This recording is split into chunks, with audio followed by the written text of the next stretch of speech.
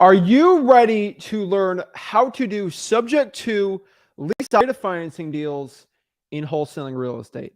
That is right. Guys, what is up? My name is Zach Ginn, and in today's video, I'm going to show you how you can turn your dead leads in wholesaling into huge real estate deals. And so really what we're talking about today is what we call creative financing. Now, most wholesalers, I get it. I was like I was like, okay, creative financing. Now I'm going to skip out of this video. I don't listen. Guys, I'm not a wholesaler. I don't want to deal with creative finance. I'm not that type of guy. Guys, I want you to understand that when your wholesaling path keeps going, you will eventually have leads that are creative financing deals, but unfortunately, you just can't wholesale them, right? They're unmotivated. They're quote unquote dead leads. And unfortunately, there's just no money to be made on that in wholesaling. But if you can just ask like 2 or 3 like very weird specific questions, you can turn that into a $5,000, $10,000, even $15,000 wholesaling deal. And so that is the point today. This is going to be a dummies guide to creative financing, a dummies guide to subject twos, lease options, seller financing, wraps, all that fun stuff for wholesalers. Okay. So this isn't like, I'm going to show you how to get in creative financing from a real estate investing perspective. No, like the big perspective today is for wholesalers. And if you just want to learn what creative financing is, this is going to be a good video for it. You are going to run into a cash buyer that's going to talk about it. You're going to have your networking. It's just best to understand it, and you can turn it into wholesaling deals, especially in the market we're coming in right now. I can tell you, I've converted so many wholesaling deals into a lease option deal. And let me just tell you straight up why you want to learn this, okay? Number one, this is super important. We had a wholesaling deal a couple years ago that was just a stupid, dead deal, okay? Stupid, dead deal. Turn that into a lease option that is going to make $55,000, right? And it's pretty amazing. And so this is why in wholesaling real estate, we are going to be talking about this, all right? This is why I have the iPad out. We're going to get visual, all right? We're going to get very visual in everybody. And we're just going to learn creative financing, not only for wholesaling real estate, but for just creative financing in general. I feel like so many wholesalers, they hear the term and they just kind of ignore it. I think it's best just to spend some time to just really look into it and exactly how it works and how we can make money off of it. And I think it's overall going to make everybody a better real estate investor and wholesaler. And heck, if you're doing well, this is going to be a great strategy just for rental properties, right? So I'm excited. I'm jacked up today because I'm going to help the people out. And if you got any value from this, guys, make sure you guys come up here, smash that like button, hit that subscribe button, comment below your questions, and we're going to get into everything you need to know about wholesaling real estate, creative financing, and all these things. But before I get into it, you already know what we got to do. We got to jack the people up, get everybody excited, and it's wholesaling time, baby. Woo!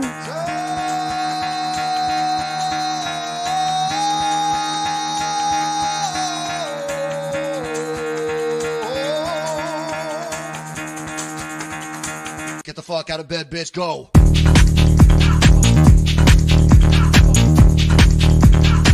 Get up, get the guy go.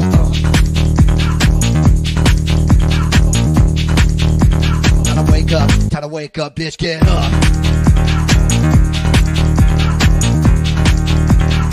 Get up. Get up.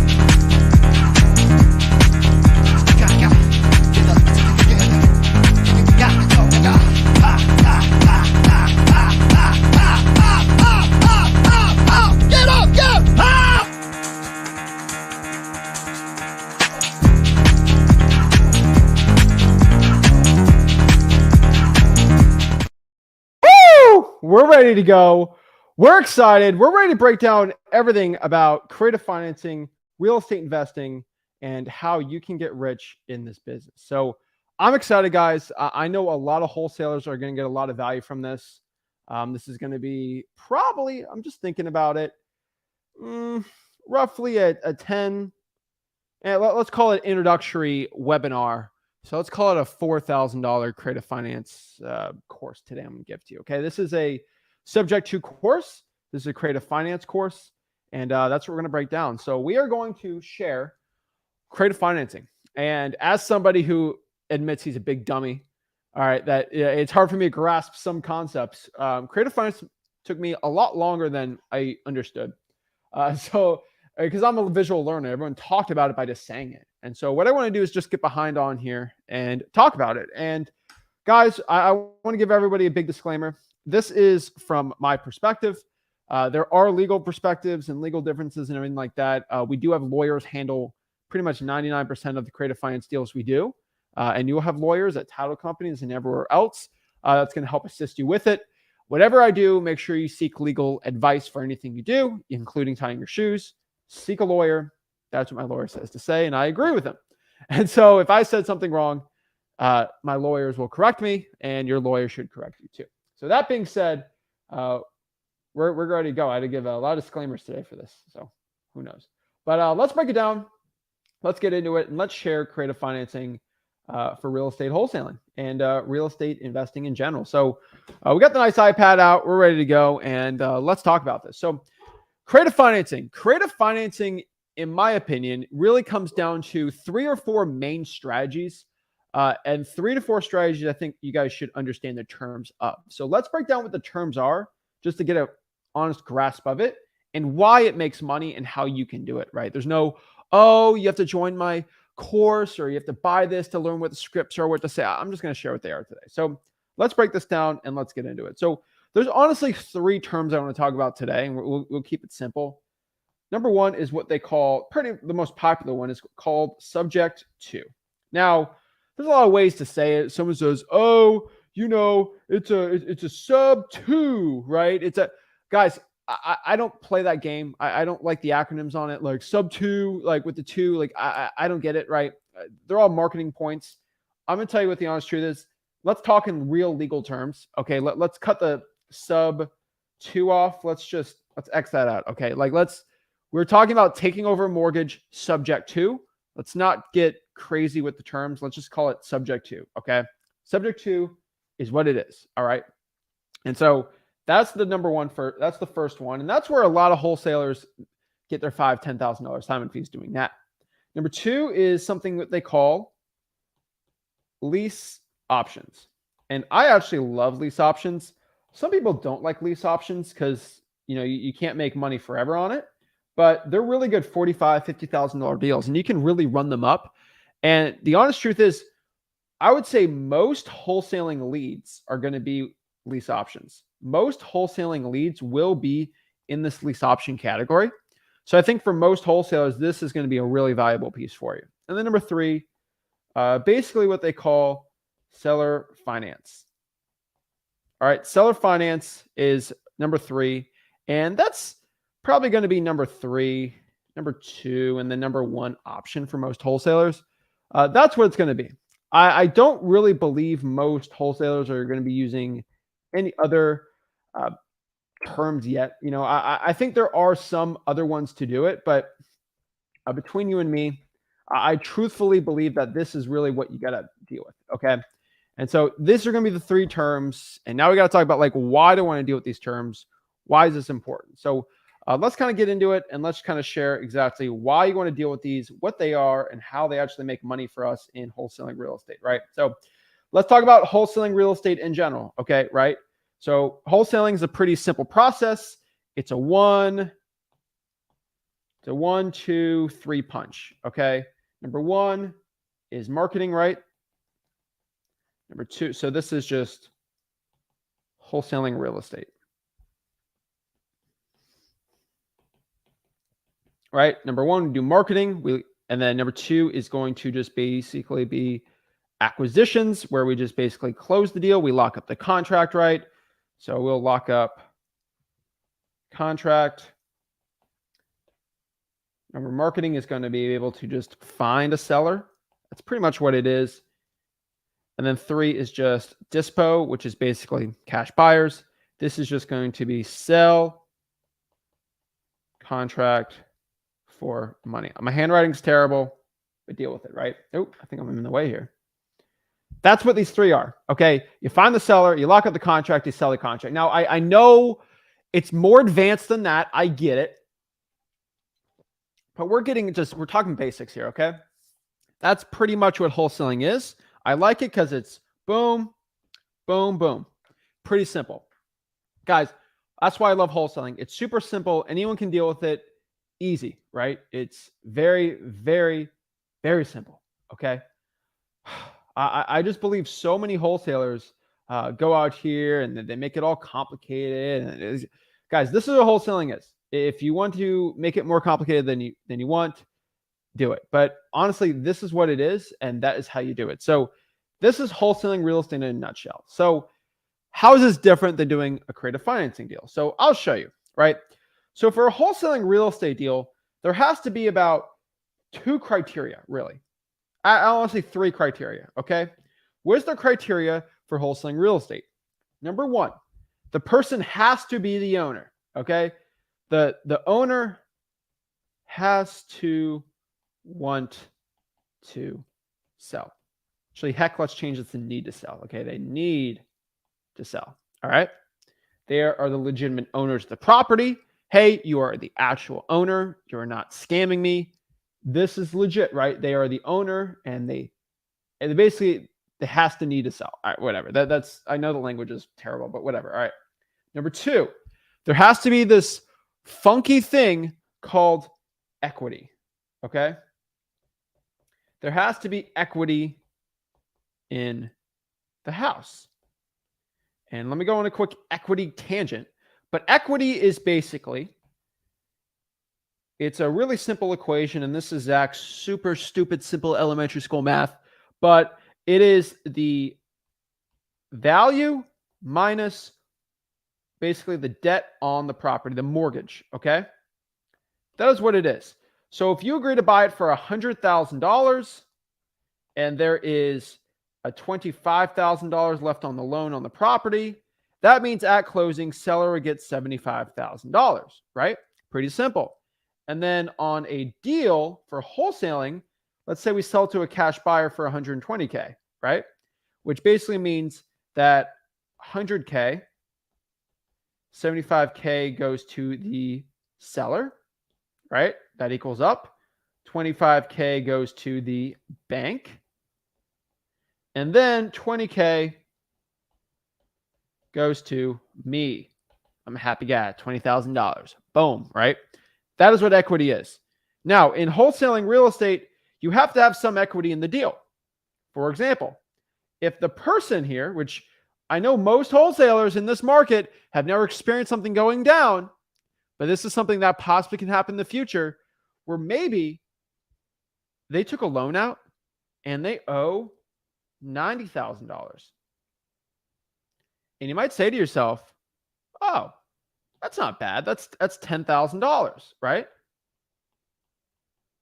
That's $10,000.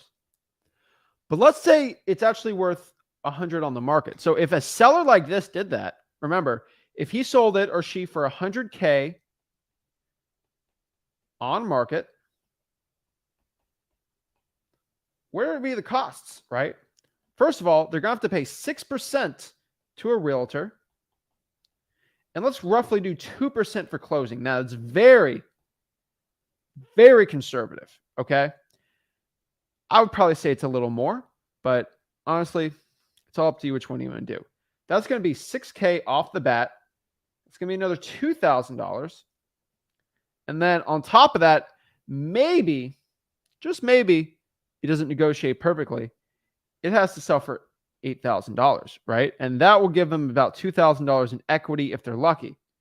Now, here's the main issue. What if real estate values go down 10%? And let's call it 5. Let's make it very easy. Let's just say real estate goes down 6%. All right? So what's 0.94 of 100? I'll make it 94,000. So let's say now real estate goes down. The whole market goes down 6%. I think most people have seen that roughly for bigger markets. Let's do Austin, Texas, for example, right? That means value. Now this deal is now the property is worth 94,000. Uh-oh. Now if I sell it on the market, it's going to change a little, right? But like things aren't looking too hot for us, right? Because if I have to pay, now it's usually 12% for closing, but I'm being very conservative here, just making easy numbers. So that's 94,000. So let's get rid of this. And guys, if you are not following on anything I'm saying, I'm going to check the comments. Please let me know. I'd love to explain this, but I'm going very slow, very, very slow on purpose. So let's say they have about, let's do 5,700 for a realtor. And let's do a 2% closing at 94,000. These are very rough numbers, but let's do 1,900, right? Let's do 1,900 plus 5,700. That is about minus $77,600 just to close it. Now you minus that off. Here's the issue. But let's add this extra thing on here, okay? We're going to minus out that $90,000 mortgage. That has to be loaned to the bank.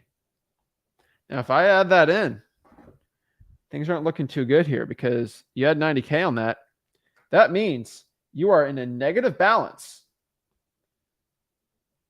minus 94, right? So that is $97,000 going to be owed. You add that selling price on there, you are going to be in negative equity position of $3,600, which means to sell this deal on the market, you're going to have to pay $3,600 out of your own pocket. You're going to have to pay to sell the property. And a lot of these deals that they pay value, like high price for, and then goes down 6% and they got that big loan, it's screwed, right? You might say, oh, Zach, most people, they do a 25%. No. FHA is 3.5, right? They're 3.5. There's conventional loans at 3%. That's rough, right? And so these are really rough numbers. And if it's 94K is the value, most cash buyers are going to want 80 to 70% of that. So most cash buyers are going to offer me, right? So if let's do 80%, just be nice. Most cash buyers are going to say, I need to buy this thing for 75K. They owe 90, right? So I'm just kind of doing the numbers here. It's like, uh-oh, right? This is where things get interesting, okay? I hate to go on a tangent here, but if a cash buyer's at 75K and they owe 90K, this is equal to a dead deal. I can't make money off this, right? There's nothing I can do. So, okay, I lock it up for, let's say I lock it up for 70. You sure the seller is going to be okay with a 20K loss? No, of course they're not. So that's a dead deal for most wholesalers, right? And so that's what equity is. Equity needs to be, the value has to be above the debt. And when real estate goes up, usually that's not a problem. But there's a lot of places right now where that's not the case, right? And so when the real estate market goes up, a lot of these deals are out here, right? So for wholesaling to happen, there has to be some equity in the home. And then really number three, this is very, very simple. Like it's not really complicated, but you need to have two contracts, right? You have the purchase and sale, which is basically me agreeing to buy the house. And then you need the assignment of contract, basically saying me selling it for a certain price. That's pretty much all the criteria you need for anyone in wholesaling to get a deal, right? You have to have the two contracts signed. Someone has to have equity in the house and they're the actual owner and they want to sell. That's pretty simple. If we have a probate, things get a little complicated, but that's really it. Now, let's talk about my rules for the creative financing, and then we'll get into what it is, okay? Let's talk about a subject to, and my creative finance people are going to tear me up for this, for simplifying this in a way that it's probably not the best to simplify it, but honestly, it helps me grasp the concept. So that's why I'm talking about it. Number one, for a subject to, this is an absolute rule, but this is what I love. It has to have low to no equity. I like it because it rhymes. All right. No to low equity, which means there might be a couple. I would say at least 8% or less equity. That's what I like. Some people like 7, some people like 15. 8's going to be rough. So I think 15 is probably going to be the best for your marketing on it if you're going to market for it. But I would say roughly 8 or less. Okay. That's what I've seen. Low to no equity, subject to. Number 2, pretty simple, but the seller needs to sell, right? And why is this a point? The person, maybe they have a job in Nebraska, they have to deal with a sick aunt or uncle, and they have to go halfway across the country, and they got to do all this crazy stuff, and they're like, I have to move, right? Like, I have to, and, like, what are you going to do, right? They have to sell, but they have negative equity. What they do. And then number 3, this is going to be the truth. This is going to be something that's not talked about too much, but all options don't work. What do I mean by that? Let's elaborate on what all options don't work means. So we have a book here, and I do want to explain everybody on this book. So if you ever want to buy this book and try to prove me wrong, this is How Real Estate Fortunes Are Made by George Bockel. I bring this book up to flex on every single real estate creative finance guru and wholesaling guru on the world. This is a book from, let's get the page number on here. This is a book from 1972. All right. I don't know if you guys can see it from here. This is a book from 1972. You see that pages are yellow. All right. Here's my boy George. All right. He was not a young man when he wrote this book. Okay. Since the 40s, he's been doing this. He talks about how to use leverage for sales in real estate wholesaling. He talks about how to do creative financing deals. He talks about how to take over mortgages subject to. He talks about this guy he was like the 50th guy to make a book like this, but this was one of the true OGs of real estate. Okay. Wholesaling, creative finance, he did it all. All right. He just didn't do one thing. So shout out to George Bockel here. This is a real book. We actually on a flip, this book was actually in a probate deal we had. So that's how I knew it was actually happened. Okay. Now he's an icon. He's talked about these strategies. So before any of you broke real estate gurus say, Zach just said something that's patented for my course. No. George Bockel right here talked about this in the 70s, how all other options don't work. Okay. And so these gurus, they think they've owned the world. Okay. When I talk about how to, sales, I use old Zig Ziglar, but like these are books you probably haven't heard of, but they get deals. And this is stuff I teach you. So I want to explain it because in about 4 creative finance courses where people have gotten very upset over me for teaching stuff like this because it was in their course and they're the ones who invented it, when I've been reading George Bockel books for years now. Okay. And so I just wanted to get a little tangent there to let you know that like, this is stuff people claim that they own, but they don't. All right. So all options. Oh, what is this? Get out of here. All right. All options don't work. What does that mean? So I hate to say this. Nobody wants to do a creative financing deal. That's a very controversial statement, but it's something that they need to do, right? And so let's talk about the options. So if you talk to a seller with low to no equity, okay, so when we're dealing with a seller who has a situation where they have low to no equity. Now, this is different from when in wholesaling, you deal with people with a lot of equity. So you don't really deal with these type of sellers. There are a decent amount out there. And so all options don't work. All right. What does this mean? All right. Now there's a lot of ways to do it, but like number 1, okay, you have low equity. Why don't you sell with a realtor? Now I'll put the restricted trademark for my realtors out there so they feel good about themselves. Sell with a realtor. They're like, no, Zach, that doesn't work. I have to pay all these commissions and I'm going to owe money. I can't do that. Right. Okay, fine. Number 2, why don't you just sell it to one of those we buy ugly houses guys, right? Why don't you sell it to a wholesaler, right? Like me. No, right. They offer me $75,000. I owe $90,000. Dang it. Okay. Well, why don't you just rent it out and just wait for the real estate market to go up? I thought about that, but number 1, I'm not a landlord. I'm not good at that. And number 2 is I can't afford 2 mortgage payments. Oh, you can't. Dang it. Okay.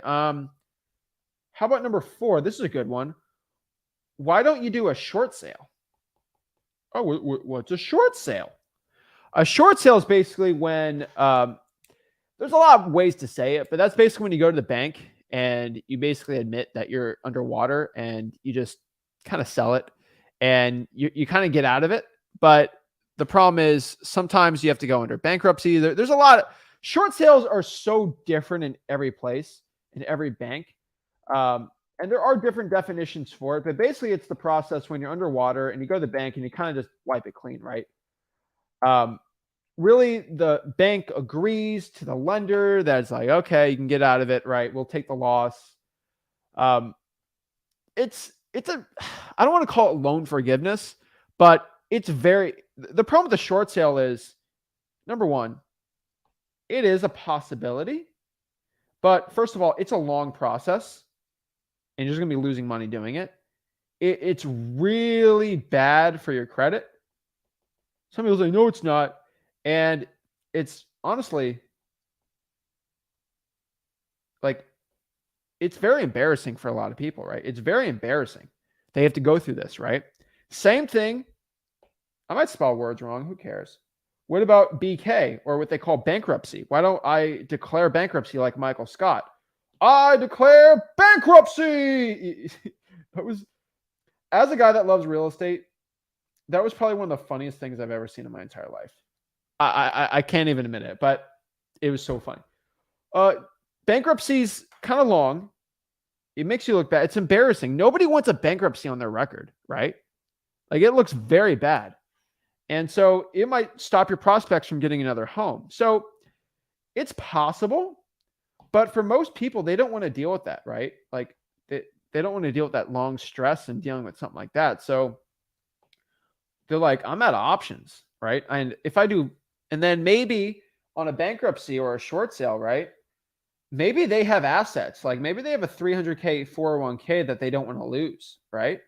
Maybe that's going to be a little out there, right? Like maybe they're going to lose that, right? Maybe they have grandma's money or they have something, right? And they don't want to do that, right? And so it's like, oh, what are we going to do? And so really, this is what we're going to do, right? And let's say, for example, if this is like let's say a divorce situation, or this is a probate, where if they sell it, they have to deal with taxes and all this stuff. They don't want to deal with it, right? All the options are exhausted, right? And there's like 5, 10 more, but like, let's just talk about the big ones, right? How do I deal with this, right? And so basically how I deal with this is you just offer just to take over the loan and then just basically give like 5K up front. I pay the loan. I take the loan over. I take the mortgage over subject to. So I take it over subject to. That is it. That's what I'm doing. I'm taking it over subject to. So which basically means, and let's try to explain this. Make sure you all screenshot this if you want. But basically what that means, let's just go erase all this junk. Basically, we take it over subject to, which in really simple terms, I'm trying to make this as easy as possible without going crazy, but all right. Basically, what that entails is, let's say the mortgage is, I'm using just random numbers just to make it seem easy for anyone starting out. Let's say the mortgage is $1,000 a month. All right. Like that's pretty simple, right? They owe 90. And the value of the piece of real estate right now is like 95K, which means obviously if they sold it, they'd be negative equity, right? That's not good. $1,000 a month. That includes principal and interest. Principal and interest, right? Taxes, let's say for a property like that, let's call it $1,400 a year, which I know is low, but I'm just making this easy and simple for most people. And then let's say insurance is going to be roughly 100 a month, so $1,200. All right. Roughly that means it's going to be, what is that going to be? 2,600 plus 12. So $14,600 a year is what it costs basically to have the house. So that is what we're going to call principal plus interest plus taxes plus insurance is going to be what they call PITI. PITI. 14 grand a year. You can divide that by 12. So someone, what's the PITI, right? Like, so PITI would be, let's divide this by 12. It's going to be about $1,217 a month. That is what it costs basically to run it, right? That's pretty much it, right? Now we can go, oh, what if we could depreciate the property? What if I actually go out here and gain equity? Do I add that into the value? No. All right, like just what the cost is, okay? That being said, if I know roughly the PITA is 1217, this is what I look. So how do I tell if this is a good subject to deal or not, right? Basically what we're doing, and I'm going to just get all that tangent real quick, but let's say someone has their mortgage, right? And so they have the mortgage and they have negative equity, all right? So this is going to be the mortgage and there's something called the deed, all right? Pretty simple. But how it is, it's kind of a layer, right? So deed shows who is the owner of the property, and the mortgage shows that owner owes bank. And that's an amount, right? And so basically, they are the owner of the property. They control the asset, the house, right? And there's a mortgage basically underneath it. That's pretty much it, right? So in subject to, basically what we do is you got me. What am I going to do here? I'm going to take over the deed. So now I am owner. Okay. And then the mortgage, and the mortgage stays into their name. All right. And so I get the deed and the mortgage stays in old owners. Now there's land trusts, there's other things around that. I don't want to complicate it right now, but there are ways around this. But this is basically what it is. You pay the mortgage. And so what happens if, they say that's it. So I'm the owner now and I just pay off the mortgage. And I usually, what most people do is they put a renter in there and then make money off of it. But the question is, this is acquisitions. And this is probably the first thought you're going to have is like, the seller's going to be like, what if you don't pay? Oh my gosh, what do you do if you don't pay? Pretty simple, right? Like you can explain it a bunch of ways, but if I don't pay, basically you can have basically a clause on your subject to where if I don't pay, you get back the deed, right? You can write it into a contract where the deed actually goes back to the person if I don't pay like one payment. Number two, I'm going to renovate the house, which basically means you get the value add on the renovation plus the equity I paid in with the mortgage. So you'll be making a ton of money. You probably want me to not to pay you because you'll automatically get that property over, right? And I'm screwed. So if I don't pay, I'm done, right? Like you actually get the house back. I have renovated and you can just sell it from there. And because of all the gained equity, you won't be underwater anymore. But that's never going to happen. And I got plenty of funds to pay for it, right? And you can explain like there's other ways to explain it, but let's just, I'm trying to do a speed run on this, right? And so that's the biggest question. What if you don't pay? So that's how a subject to works. So if I figure out my PITI is that a month. So what I'm going to, 1260, what is it? 1460, 1217. Oh my gosh, it looks terrible. All right. So let's just make this simple. All right. Where are we doing here? All right. So if I know PITI is, let's say, $1,217 a month, I can rent this thing out to a renter for, let's say, $1,750. All right. $1,750 a month. Let's be very conservative here. Okay. Yeah. All right. So $1,750 a month. Now, the number is a little inflated. The mortgage is a little more than what it should be, and the rent's a little more than what it should be. But this is just for rough numbers. I do the math here. I figure out that leaves me around $533 a month in profit. I want to roughly have $250 to $300 for just basically cost of life, but that's pretty good, right? And so if I'm assuming it's going to be costs, it's not bad. But really, $553 in profit is pretty good. And also on top of that, I'm going to pay the seller $5,000 up front. Pretty simple, right? So my main cost is basically $5,000. And so this is basically what it's going to cost me just to do a subject to, really. And there's lawyer's fees, so let's call it 6 with everything. So that means $533 of profit a month times 12. That is equal to $6,396 divided by my $6,000 in costs.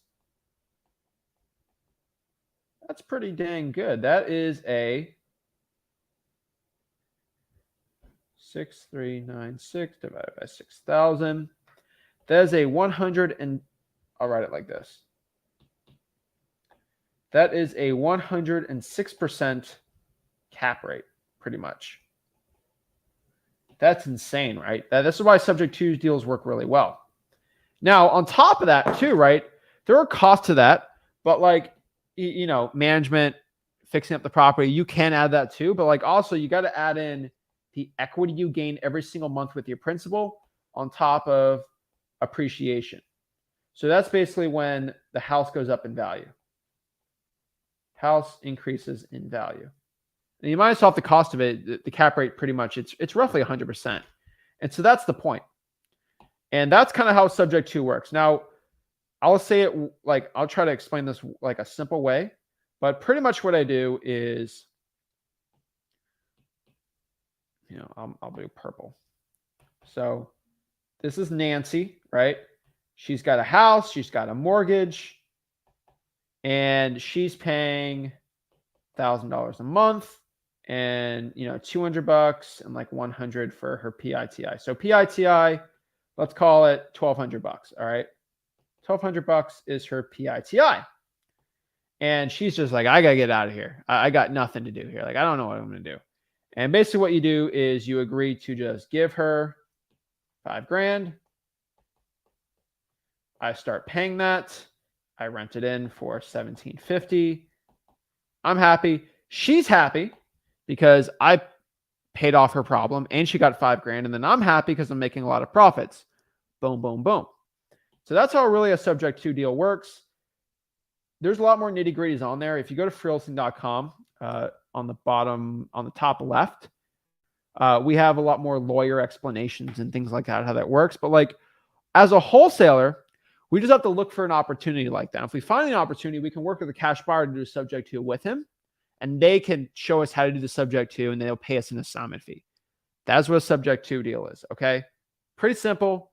That's what it is. And I'm calling it simple, but if anyone has questions on it, please let me know in the comments. I'd love to explain and bring it up, but you can do this a lot of things. And so let's talk about lease options. Second thing here is what they call lease options. All right. Lease options is short for basically writing up a lease with an option to buy. All right, let's break down that word and let's break down all of it. Okay. So here. So let's break this down. All right. So word number one is lease. I think everybody knows what a lease is, right? It's when I agree to lease a property. So if I'm renting out a house, I'll write a lease up for a year to live in it, usually rent it out, right? That protects me as a tenant. It protects the basically the landlord. It's a good option, right? Those are leases. Pretty simple. Everybody knows what a lease is. I like leases, right? Pretty cool. So that's what a lease is. Now, what is the other part here? So let's get rid of it. Let's do the other part. What is an option to buy, right? So it's a lease, but also on top of that, there's what we call here an option to buy. And so what is an option to buy? Basically, an option to buy is basically going to be what they kind of call, everyone kind of knows this term, rent to own, where you rent it for a while, right? And then you have an option at the end to buy it for a certain price. That's what a lease option is. It's a lease with the option to buy. So that being said, all right, let's explain this one more time. I'm going to basically lease it.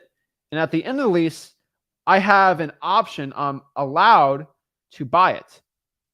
All right. It is a fancy, in my mind, it is basically a fancy rent to own. That is it. It's just a fancy rent to own term. That is what a lease option is. Don't explain it like that. Don't get it all confused, but that is what a lease option is. So it's a lease with an option to buy. So how does this work, right? Lease options have 3 criteria. They're pretty simple. Number 1, there has to be equity in the deal. There doesn't have to be any equity, but I do prefer there is some equity on it.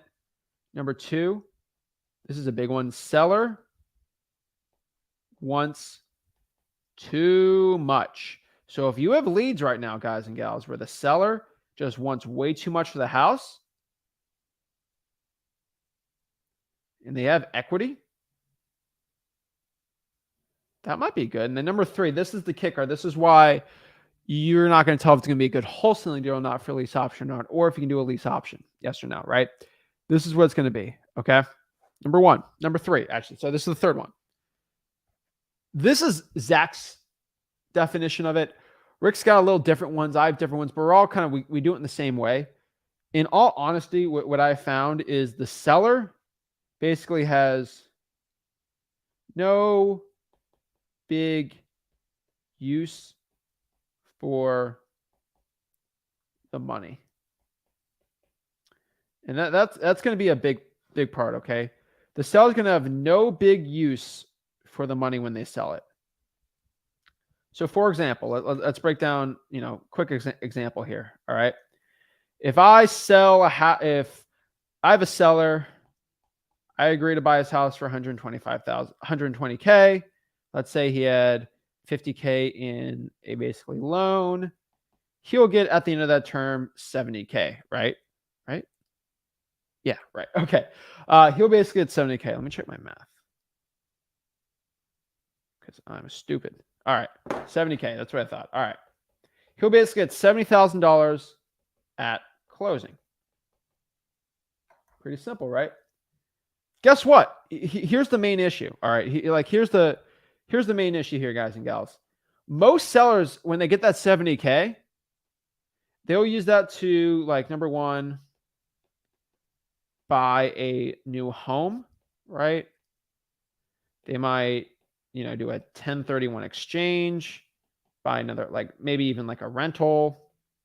Maybe they're going to invest into something, or, number 4 is they just leave it in the bank. Or number 5, they leave it in the bank basically to retire, right? That's basically what it is. All right. And then possibly they can use a lot of that cash basically to just pay the taxes, right? That's really what people do when they sell the house, right? There's other things to do, right? But that's honestly what they're doing, okay? And so that being said here, knowing this is the option, they don't really have any good uses for it, right? That being said, if they have no good use for the money, they can probably agree to sell it, but sell it basically with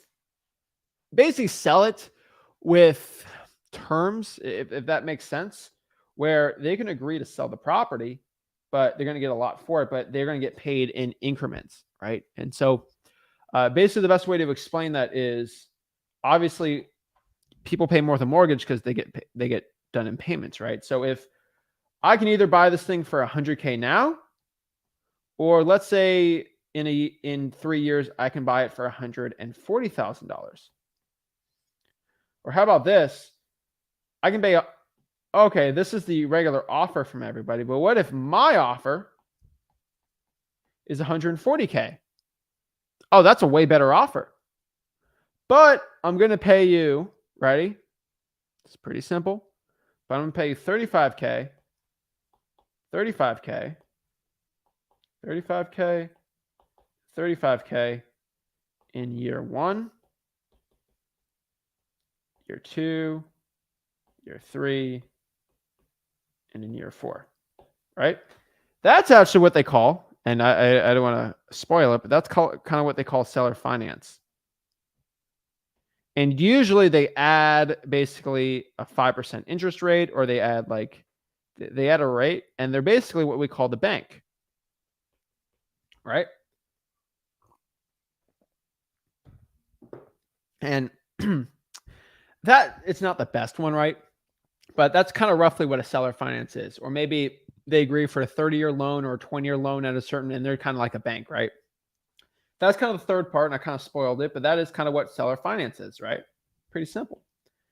But let's not talk about that for a second, okay? That's just basically because I have a magical thing here called terms. And in real estate, you have, it's pretty simple, but there is price, and then there are terms. Where you can agree to buy it for a certain price, but you get a terms. So in wholesaling, let's explain this.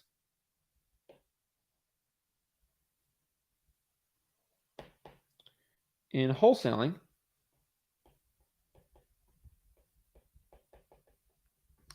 price is just basically on the contract. What are the terms? Cash. I buy it cash all at once at a date at closing. That is what a wholesaling deal is, right? Now, if I'm doing another type of deal, right? Let's just, let's do deal number 4. I don't know, right? Let's call it price can be the price we have in the contract. But let's say terms. I agree to pay $2K a month for 7 years. And so that's your terms. You are financing, right? You are just going to basically finance me the deal. But wait a second. You're telling me I can change this to, let's say, 4,000, and then I can do 3 years. You're telling me I can change this to 1,000 and possibly do 15 years. I can do it and change it and be creative with it. If I can finance and be creative, that means I can have creative finance. Boom. Heads exploding right now. Creative financing. That's what it is. All right. So I don't want to act simple on it, but that is what creative financing is. I just want everyone to kind of grasp the concept of what I'm trying to say. That is what creative financing is. All right. And so you have price and you have terms. So with a lease option, I basically go to a seller, and the house right now is worth 100K. 100K is basically what it is actually worth. I'm going to agree to buy the house, and he wants to sell it for 130, which is stupid. Okay? It is dumb. That is you already know sellers like this. That is stupid. That is dumb. That is bad. No. Okay, that makes me angry as a wholesaler, okay? That gets me very upset as a wholesaler. I see someone wanting to sell for 130K. That is a stupid price. Cash buyers want to buy this thing for 80, 70. How am I going to make money at 130? It won't be on the MLS for 100. What in the world am I going to do here? Well, it's pretty simple, guys and gals, all right? what I'm going to do is I'm like, all right, buddy. So like I've said before in wholesaling or in any deal in real estate, honestly, right? I have what we call, pretty simple, we have price and terms. So it all comes back to price and terms. Now, for you to win in the real estate game, I want everybody to understand this. You can win on price or you can win on terms. All right? You can win on price or you can win on terms. It's pretty interesting. So what does this mean, right? This means I can lose on price. I can lose on price. But if I just win on one thing, if I just win on terms, that actually equals a win. All right? If I have price, terms, and let's say, for example, I lose on terms, but I get a really good price. Oops. Then that equals a win. But unfortunately, in price or terms,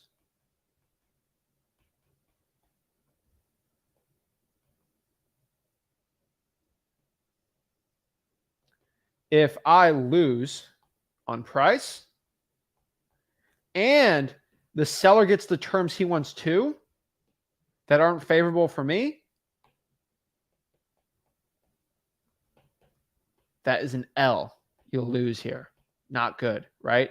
But again, kind of like everything, if there are two wins, then I win. It's a pretty simple game, right? I want everybody to understand. Simple, right? All I have to do is win. All right? That's it. So I watched Ant-Man last week. All right? And Ant-Man was fighting Kang. And this was in the trailer, so it's not a spoiler. All right? Ant-Man was fighting Kang. And I don't want to go in the plot. I can't reveal the plot. But I thought it was a pretty good movie. I like Ant-Man. He said, and I will quote, he said this quote, and this is very similar to wholesaling. He said, he was fighting for something. I can't reveal it. I don't want to spoil it. But he said, I don't have to win. You just have to lose. That is what it was in the trailer, so I didn't spoil anything. I thought it was a really cool line in the movie, and it was in the trailer, so I didn't spoil anything, okay? I didn't spoil anything. All right? All my Marvel people, don't get upset at me. But he said, it was in the trailer. It's a really cool quote. He said, I don't have to win. You just have to lose. Which basically means in creative financing, they just have to lose on something, and then I win. And I think it's a pretty easy term to say, but like, that's how it works. And so take your script, like this is it. So if I have this deal right here, and let's erase the rest of this. Guys, you go on the YouTube channel, you can replay this, screenshot it, do whatever you want. Just it's on the YouTube channel. I'll take some time and go over it. But like, so that being said, he wants way too much for the house. So he obviously, that's going to mean I'm going to lose on price. Which guess what that means? That means I'm going to have to figure out a way to win on terms to get that W. All right. And you know I don't lose. So what's a good terms for me to make it, right? Okay. Like, how am I actually going to make this work, right? Pretty simple. All right. Like, this is very simple. Okay. Well, why don't I just learn from Zach what subject 2 is? So why don't I do a subject 2 with you? Oh, I didn't mention this. He owes nothing. 0 equity, or let's say $10,000. Let's say he owes $10,000. Let's do a couple examples. Let's say he owes $30K on this loan. That means at 130, he owed $30K on it. Basically what this means is, let's do the value and then let's say what's owed. He has $100K in equity, which means I would have to give him $100,000 and then pay the PI, TI.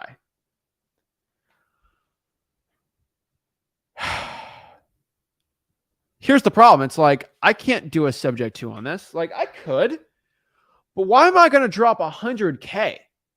And if he has all this value, he's like, I just sell on the market. I make 100K. The ROI doesn't get there. Like, you're not making 100% ROI. And most people don't want to drop 100K on something like this, right? Like, that's not a good deal, right? You want the payments to be low. And if he owes nothing, that means I'm just going to give him 130K, which means I'm going to lose 30 grand, right? And you got to remember this. If I give the guy 100K, he owed 30 on this, right? Look at this. The value is actually 100K, but he wants a 30K premium because he's crazy, which means I'm going to lose 30K on that deal because he wants his stupid price. Subject to won't work here. And if he owes nothing, you can't do a subject to because you're just giving him all cash. That's wholesaling, right?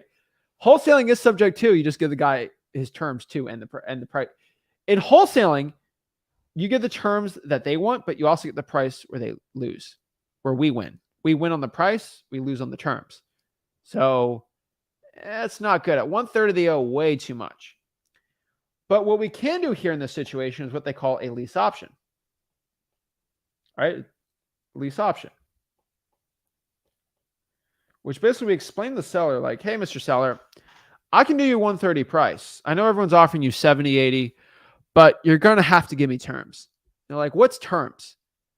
Well, I mean, basically what terms is I'm just going to have to give you payments on the property. So what I always explain is like, hey, Mr. Seller, I can do 130, but I'm going to have to do payments. So you guys see me on the live stream say that. I'm like, I'm just going to have to do payments. Well, what are payments? Well, basically what payments are, and this is how I explain it. Like, guys, you have to explain this very simple to a cash buyer.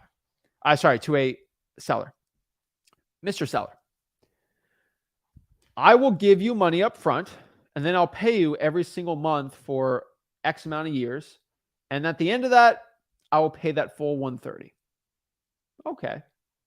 Well, I need the money for this. Oh, okay. Well, obviously, I don't really need the money for anything right now. So yeah, that could work. I just don't want to deal with this property anymore. Right? It just has to work. All right. And so basically, I'll at least with an option to buy it would work here is, let's just go over this. Let's erase this.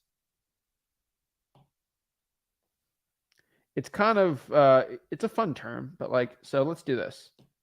All right. So for this property, let's say we agree to give him, let's do $10,000 up front. Okay. I like to look at this in like a box, but actually let's make this even simpler. Okay. Up front, I agree to get the guy $10,000. And then I agree for a payment. I agree to pay him $1,200 a month. All right. And then at the end of it, in option to buy price, I agree to buy it for 130K. And then terms. I do this for 5 years. All right. That is what it is. So basically what that means is this is what a lease option really looks like. All right. I'll call this a lease option. This is what a setup for a lease option's looking like for most people, right? I agree to give the guy 10K up front. I use my little pointer tool. I agree to give the guy $10,000 up front. I pay him $1,200 a month. And at the end of 5 years, I have an option to buy this thing for 130K. Boom. Oh, who takes care of repairs and all that? No, Mr. Seller, I take care of repairs. I pay the taxes. I do it all. Because I'm really the owner I'm trying to become the owner at this point. I take care of it all. Oh, okay. I mean, I don't have to deal with the hassle. I get the price I want. I get some money up front so I don't have to pay all these taxes. I like it. Beautiful, right? So the question is, Zach, how do I make money? Where's the money? Show me the money, Zach. Show me the money. How do I make money on this deal? Pretty simple. Let's kind of do this a quick math equation. I'm going to find what we call a rent to own seller. All right. I'm going to call what we call, this is how Rick explained it to me. All right. When I first got in the real estate game. And so I'm going to tell you what he taught me. All right. This is a big secret. I'm going to find a rent to own buyer. What's a rent to own buyer? This is a buyer that right now they can't get a mortgage. They don't get financing. They are sick of trying to outbid everybody on deals, and they just can't get a bank to approve them. Maybe I work construction, and I'm a little, under the table type of work. I own a pizza shop. Not illegal, but like maybe I own a pizza shop and maybe I make $100K, but I only report 50, which is a bad thing. IRS, if you're watching, I don't agree to that. I think it's a terrible idea. Everyone should pay all their taxes and probably even more. But that's for the IRS. So they think I'm a good guy because I am a great guy to them. But this is a person that just can't get a mortgage. Maybe they had a bankruptcy and nobody wants to give them a loan to buy a house, and they want to buy a house. It's the American dream. They want the picket fence. They want to raise their kid and a dog, and they want to do all that stuff. They just can't get a mortgage, but they know in 5 years, about 5 years they can get their credit there, right? Get some W-2 income, and then start getting a mortgage, right? They can do that in 5 years. They can repair everything of their issues, right? Takes about, that's a good amount of time to repair the credit. And then a bank will like to give them the thing, right? Boom. That's pretty cool. And so here's why a lease option works. I'm going to find one of those guys. Here's the problem I had when Rick was talking to me. I was like, there's no way somebody wants to do that. There's absolutely like no way somebody is actually willing to go out here and be a rent to own buyer. That makes no sense. Like, yeah, no, I didn't believe it until I actually started marketing for it. And there's a ton, like a ton. All right. And actually more than ever. Right. And so what I'm going to do is find a rent to own buyer. And what they're going to do here is they're going to be squished in here. They're going to give me, okay, $15K up front. They're going to pay $1,450 a month for 5 years. So no rent increases is actually a good deal for them. And they have an option to buy this thing for $70,000 in 5 years. And here's the thing. The seller might be like, Zach, what if you stop paying me? Oh, if you stop paying me, you got to keep my upfront payment. You keep that $10K. Wow, that's pretty good, actually. And you get the house back. And all the payments I gave you, you keep it. And I'll renovate the property, do whatever. Like, I'll pay taxes and all that stuff. Oh, wow. Yeah, that's pretty cool. And I'll pay off your principal. Like, I start paying your principal. That's pretty cool. And Zach, what if this rent to own buyer stops paying? What he says, you know what? I'm just not going to pay you anymore. Guess what? You keep their $15,000. You can float that $5,000, right?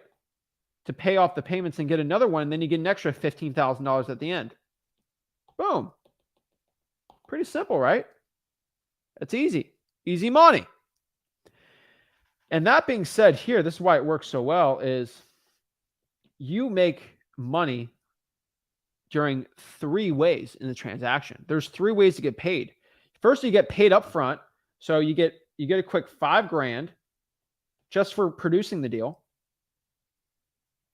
But Zach, I don't have $10,000. No. You pay the $10K up front on the first month. So you find this person first, pay $10K off of it, and then you make $5,000. It costs no money to do this. It's pretty cool, right? It costs no money to do this. $0. If you find a seller like this, you don't have to put up any money because they put up the $15,000, then you put up the 10. That's pretty cool, right? You get $5,000 up front. So let's make this a cash for money. $5,000 up front. And then I get paid every single month. All right. I get paid every single month. I get about $250K a month in what we love to call cash flow. Cash flow. I like cash flow. Money, money, money. Show me the money. There's money there, right? And then this is the sexy part. And at the end, when it's time to sell in 5 years, you have a nice big payday of 40 stinking smackaroos, which means at the end of this, in 5 years, I'll get paid a grand total. Let's do this. $250 a month.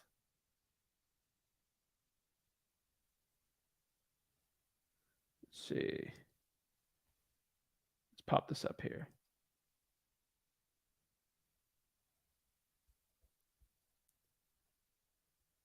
All right, where is it? All right, here it is. So I get paid $250. Oh, did I put K? Oh my Lord, what is wrong with me? $250 times 12, $3,000 for 5 years. It's about $15,000. So that's going to be about, oops. It's going to be about 15 grand.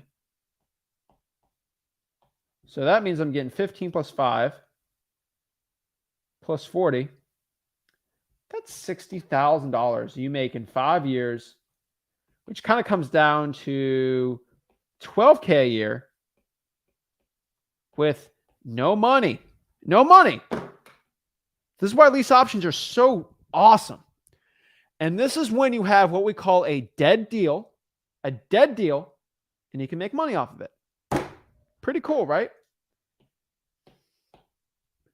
And that's pretty much what a lease option. Now, seller financing is a little different, right?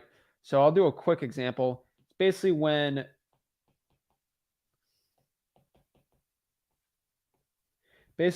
they are the bank. So, you know how banks work with mortgages. This is pretty simple.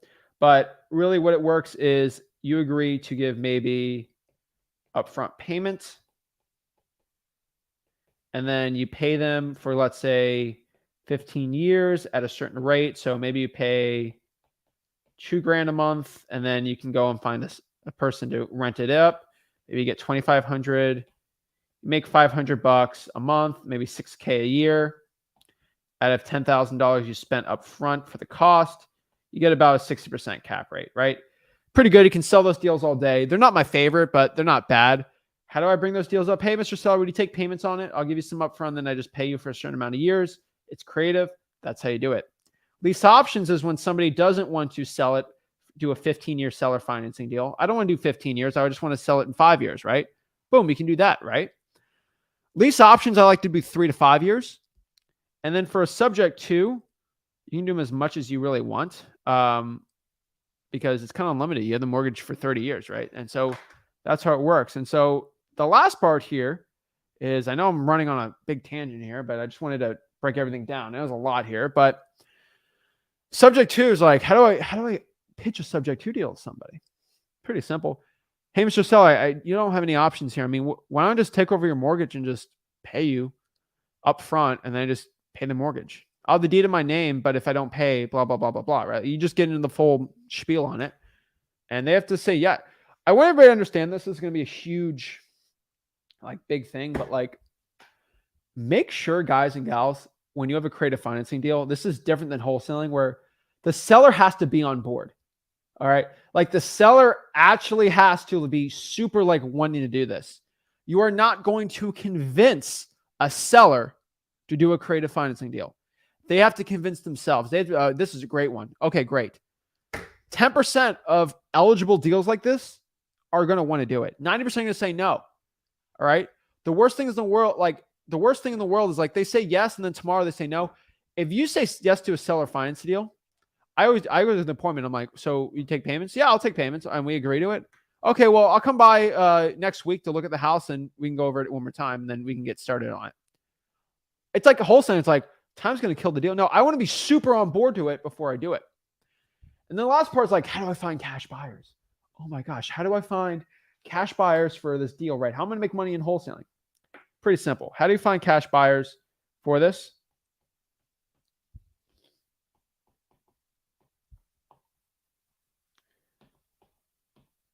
Pretty simple. Number one, the best ones for these are just going to be rental landlords. All right. if you actually talk to an OG rental guy, an OG landlord, big house flippers, like legit, really big landlords in your area, they all know what seller financing is. They all know what lease options are. You know why? Because they've been doing real estate before the gurus in wholesaling had hidden everything and used their own terms. They've been reading George Bockel books.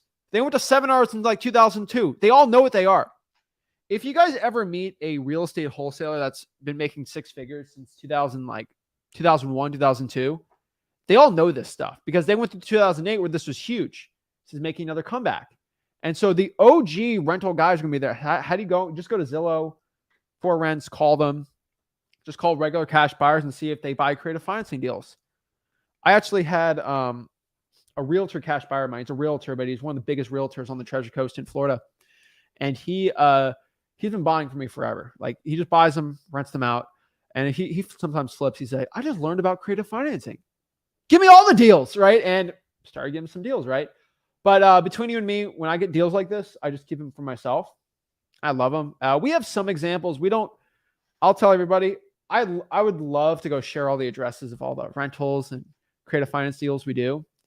But in all honesty, I buy them in very special ways. There's trust, there's corporations, there's other things where I want to protect my assets.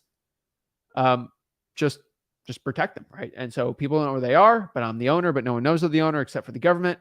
And, it helps with lawsuits, help with all that stuff. So I don't really share the addresses too much. I've shared, I think, 4 or 5 properties on the channel on it just to show I do it. But I do a lot of, I do a very good amount because I'm in a great market for it, right? But I could tell you I wish I could show you more, but to keep our assets protected, I don't really show the addresses or anything like that. And that's kind of funny. But I'll tell you this, I love doing them. And I love doing them in a way because you can actually set them up in a way where your assets are protected. So it's a great strategy. I like it. So yeah, that is creative financing. I know I just said a lot there, but in all honesty, it's a great one. And so what I want to do really quick is see if I can hop on some questions, some one-on-ones, and see how I can help the people out. So let's answer some questions really quick. With a lease option, does the amount they are paying every month for 5 years come out of the purchase price? So here's the cool part, Jason. It's creative, right? So it can't. Those are what we call terms. And we can move the terms however we want. Now, I sometimes like to say it and just assume that I'm paying for principal. Sometimes, no, just interest only. Here's the cool part. Savvy wholesalers, savvy sellers that actually know what they're doing, they'll negotiate this all day and they actually know what it is. And so sometimes they will, sometimes they won't, right? My problem's finding, if you want to find a lawyer for subject to deals, I don't know, you're abbreviating again, so it drives me crazy. That's a pet peeve of mine, so we're not going to abbreviate. But to find a lawyer, ask title companies and ask really good real estate investors around, and then other lawyers from there. Niffy says, what if they decide to not buy the property at the end? Well, if they decide not to buy the property at the end, then I keep the upfront payment, and then I find a cash buyer to buy the deal for 160, 150K, and I make a money in between. That's why I had a 40K difference, and it appreciates in 4 to 5 years. And so if the rent-to-own guy doesn't pay, it's the best thing ever. Because then I just have a cash buyer in there, and then boom, I can do it like that, right? It's great.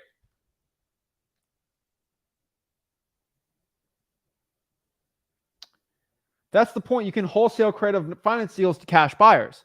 And so maybe you don't want to do any of this. You don't want to deal with the risk or being the landlord type that guy. You just wholesale to cash buyers like me.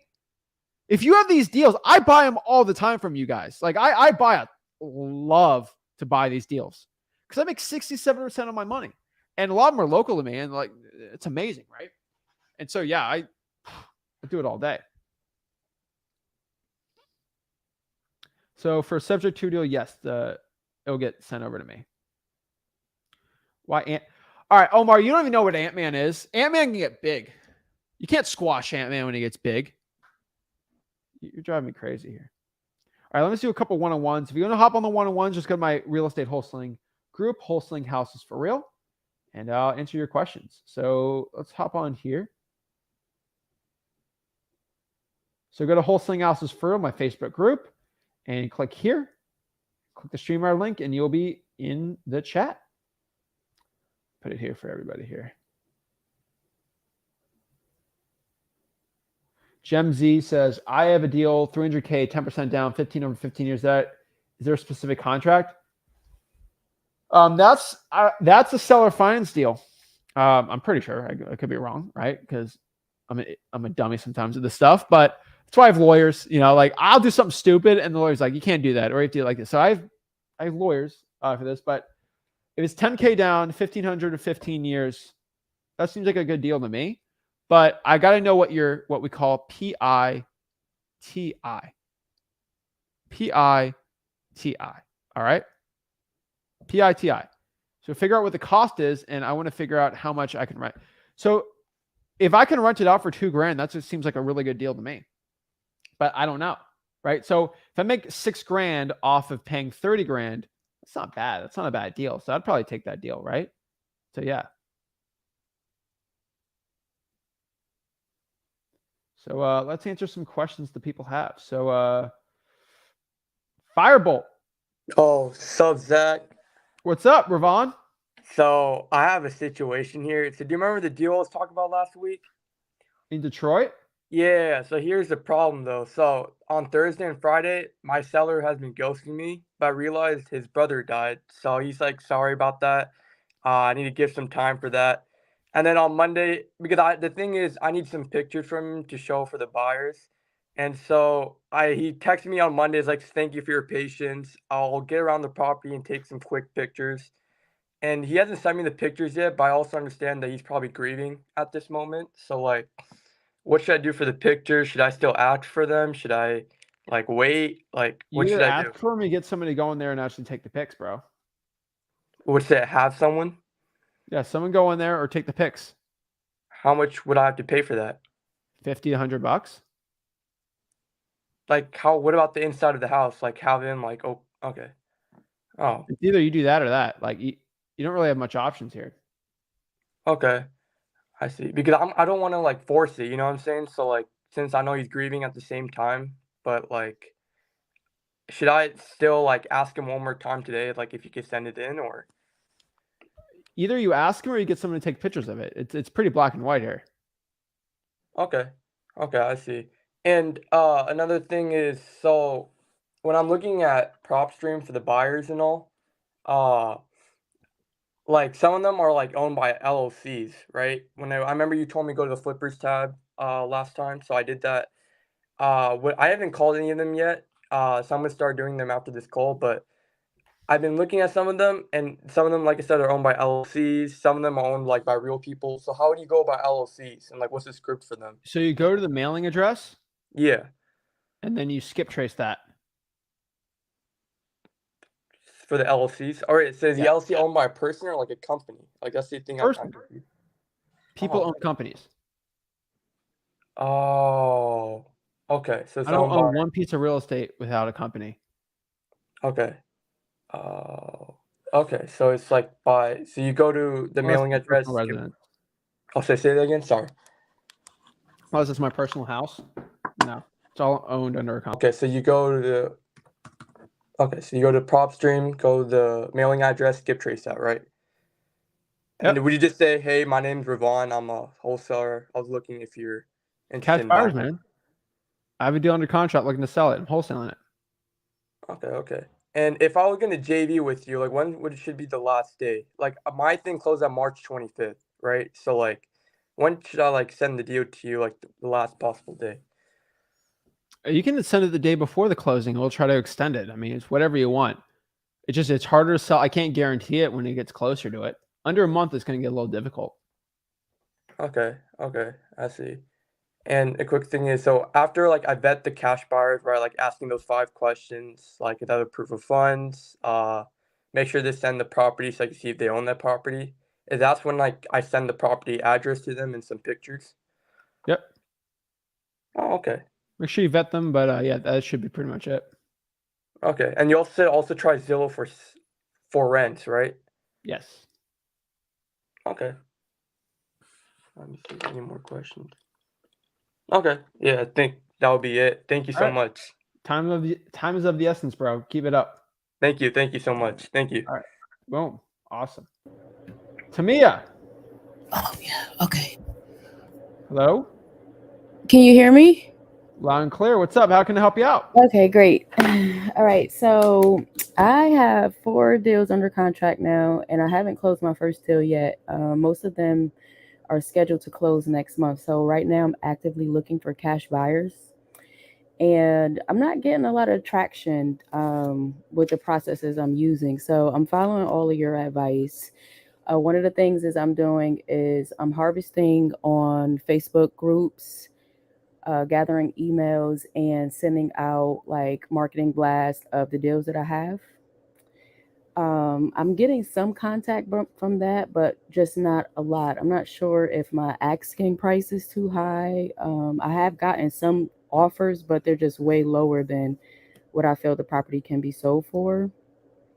And another thing I'm doing too is contacting the for rents on Zillow with the property management companies. I did that for several days and I haven't gotten any traction on that whatsoever. Another So, Tamia, thing, what? have you ever heard the term "facts don't care about your feelings"? No. What does So that it's a mean? sentence. The facts of the property don't care about how you feel about what it'll sell for. The honest truth is the free market chooses what a piece of real estate will sell for. You don't get to choose it. I don't get to choose it. If it was up to me, this shirt would sell for $50,000 and I can sell it tomorrow. That's how I feel, but that's not what the facts are. Hmm. And so when you have a deal and you can't sell it, it's either because of one or two things. You know what these two things are? Is price too high is one of them, right? Yes. And number two And then is, I don't know. Tell me. number two is you haven't talked to enough cash buyers. Okay. So how many cash buyers have you brought this deal to and they've given you feedback on it? All right. So I've talked to other wholesalers, and their sentiment is pretty much the same as yours, that they Cash buyers, not wholesalers. asking is, yeah, Cash no, buyers. just right. I know what you're saying, but I got some feedback from other wholesalers just to To see me, I don't how. care. I care about cash buyer. How many cash buyers have given you feedback? Maybe about 3 or 4. 3 or 4. Mm-hmm. That's okay. Let's increase so those 4, why is the reason those 4 did not buy that deal? Let's Okay, go through each so one. the first guy told me that the ARV was too high, even though the comps were, I mean, they were pretty legit to me, in terms of, like build model, make year, and all of that. And he's not used to the market that I was trying to sell him in. He didn't mind the purchase price, but he said that ARVs were off, even though I had, verified that. And the second buyer told me that it was my buy price was too high. Okay. What about the Right. And third the one? other buyers, they just didn't respond. And I didn't Okay. follow up. So that's another thing I wanted to ask So you you too. only talked to 2 buyers now. You went from 4 to 2. Right. No, listen to what I'm saying. So I vetted these buyers and then I sent them the deals, and I didn't get a response back from them. So I just thought that they weren't interested. Does that make So sense? to me, that makes sense. Yeah. So what I want to let you know is you've only talked to 2 buyers. So we can't really get too much info from that. Okay. We got to talk to 4 or 5. So let's increase the amount of buyers we've talked to. Have you gone to local property auctions yet? Yes. So I went to the first one. I'm in Georgia, so they have it on the first Tuesday of every month. I went to the auction last Tuesday, um, month of February, and in the month of January. And the auction buyers are great, but what I noticed about them is that they really like to buy very low. Um, and I know that you all have you have a certain tier for buyers, which I think is great. So these buyers are investors that have been, I guess, doing this business for years, and they really just want an excellent deal, and they won't stand for anything else, and that makes sense. The numbers have to work for them. So, like an ideal buyer that would pay more, right, is somebody that is not as experienced in this business or just does a few flips a year. And I'm just not coming across those type of buyers. Timia, what city is this in? So this deal that I have here is in Clayton County in Georgia. Okay. Yeah, so it's about 15 to 20 minutes away from Atlanta. So let me ask you a question. How many for rent have you called in Clayton County in the last week? Oh God. All right, so Zach, all right. The for rents are interesting here because they're not most of them are not personally owned by like independent owners. They are like big how do you say property management corporations. Um Corporate owned, yeah.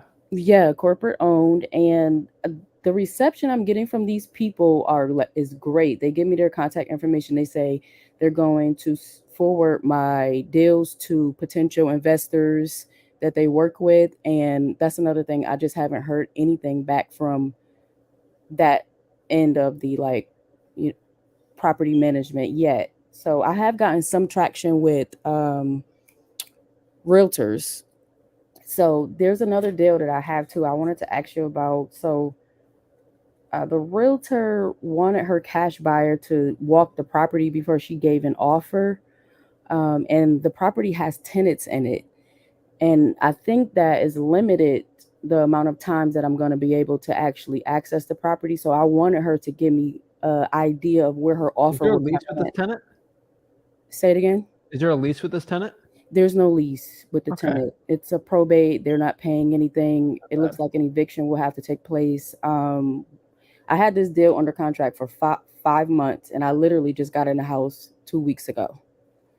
So I really don't want to waste my time with a buyer that may not be offering something that is worthwhile. So I kind of wanted to get an idea of what would her offer be before she actually walks the property, because I don't think that I'll have a chance to get into the property again with another buyer. Does that make sense? I agree. So how many, I want to ask, how many cash buy cash buyers on Zillow? So let's say, how many landlord buyers have you talked to in the past 7 days that were not corporate owned? They're not corporate owned. Um, okay, so I sent this deal to legitimately about 10 people, and these are people that I met at the Yeah, we got to foreclosure. focus here.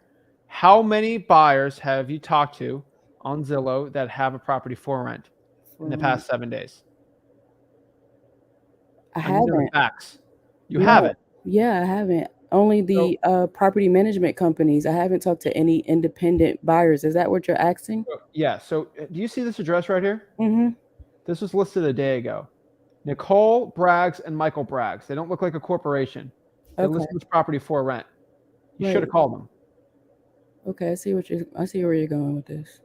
So Zach, what I've been doing is I don't have any deals in Jonesboro, right? But I look in areas where the property is actually at. So you're suggesting that I It's in look the same in the county. vicinity If it's in the same county, in it's the same okay. county. Okay, I got it.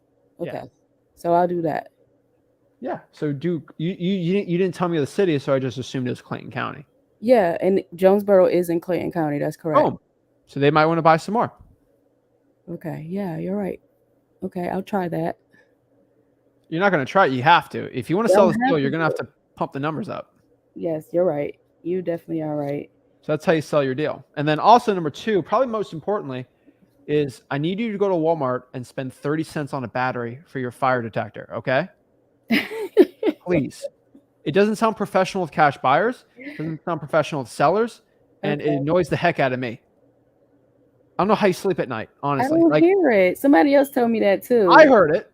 I know someone else told me, another man told me that, but I don't hear it. But I am going to do that. I'm definitely going to do that. Okay, please. If there's a fire, I want you to be safe. It's a win-win. My ears are safe and you're safe. That's it. All right, Zach. So I know I don't want to hold you up too long, but I do kind of want to go There's through no your. Go ahead, tell me. I really do need help on this whole process. Once I gain a rapport with a cash buyer, after I vet them, do I request that they do I request that they put an offer in before I show them the property? I mean, what's your They take on can't. that? They have to see it. They have They to gotta see it. see it. Okay. Okay. Like I've always said this. Like if somebody has they say you have some Jordans, like some like really cool retro ones, and you're gonna pay $800, but you can't look in the box. You have to trust me what I have to say. I'm gonna look at the box before I give you the money. Okay. Okay. That's it. All right. What about bringing multiple buyers into the property. I mean, what's your limit on that? I've heard As many stories as you about can, people really. as many. As many as you want, but like if there's a tenant, you're probably going to put 3 or 4 at most. Okay, so set it up on the same day, right? Mm-hmm.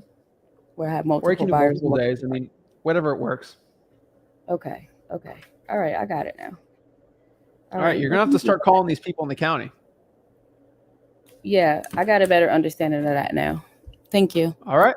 Appreciate it. Okay. Have a good one. Bye-bye. You too. Boom. So yeah, guys, I'm telling you, if you are having dispositions problems and you tell me that you can't because of this, I will find a reason to go around it, because there's always a way to find cash buyers. There's a ton of cash buyers all over the United States in your county.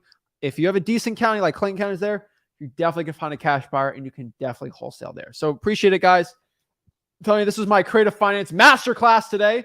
I just saved you all a quick $2,000, and y'all think I'm lying.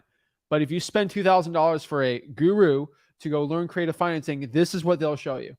They'll probably show you less. I can tell you what to say, but that's part of the big $14,000 package. We'll schedule a call. That's what the gurus do. So guys, if you got any value from this, do me a favor. Make sure you smash that like button and subscribe. If you want to actually go out here and learn wholesaling real estate for free, go to freewholesaling.com, learn creative finance. I have creative finance sections. I actually have deals that I've done on creative finance. I break down everything and the numbers. Hop on there. Appreciate it. I'll be on tomorrow with Rick.